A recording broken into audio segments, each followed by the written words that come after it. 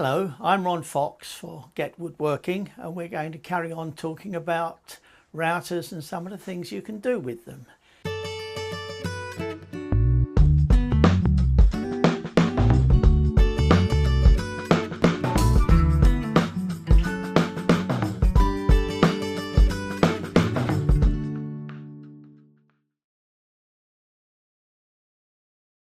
Now, I'm a great believer in making very simple work aids.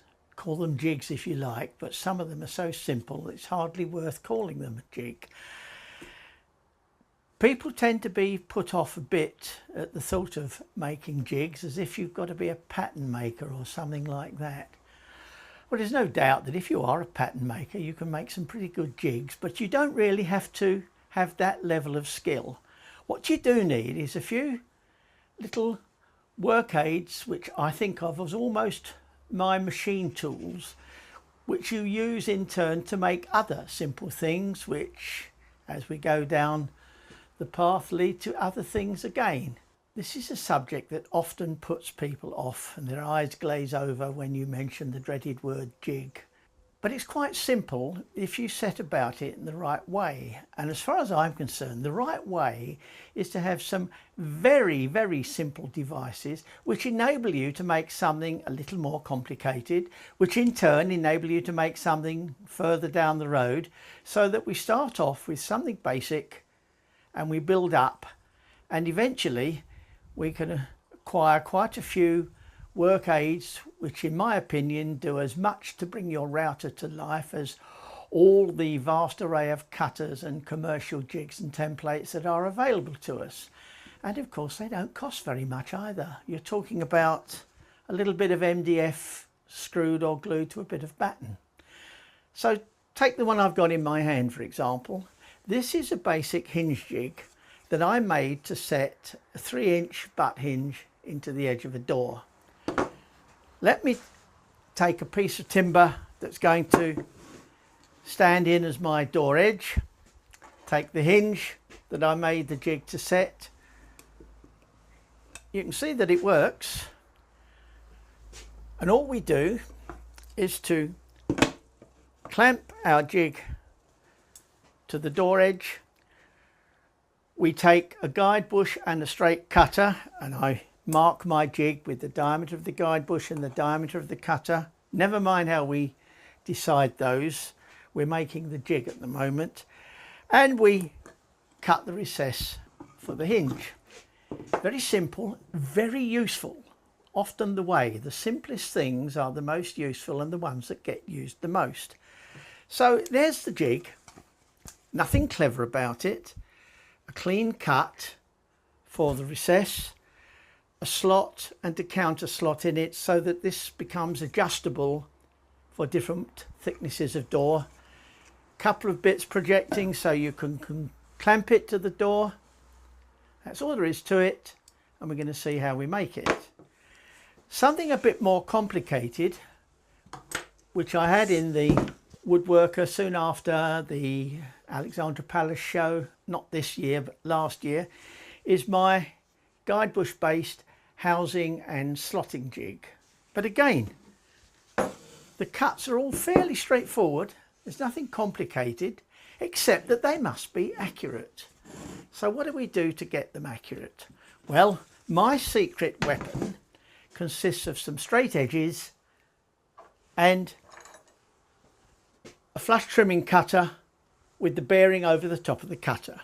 Now these cutters go under different names from different suppliers. These particular ones come from Weldon cutters, where they are called template trim cutters. They all have in common the fact that they have a bearing over the cutter. The bearing is exactly flush with the blades of the cutter. And if you were to run that bearing along a straight edge, or for that matter any shaped edge, you would cut your workpiece to the exact shape and size of the template or jig that you were running the bearing against. Now I use these most of the time with straight edges, and I'll just show you how it works. Here is my first of what I call my machine tool work aids.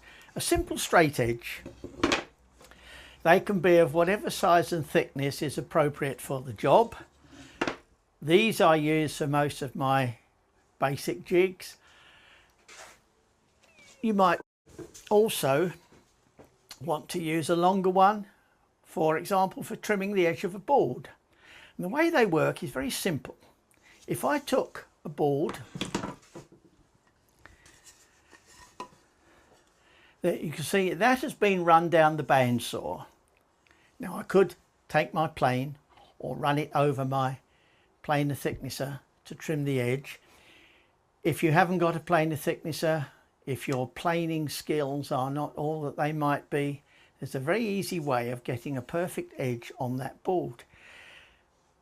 A straight edge and one of these cutters.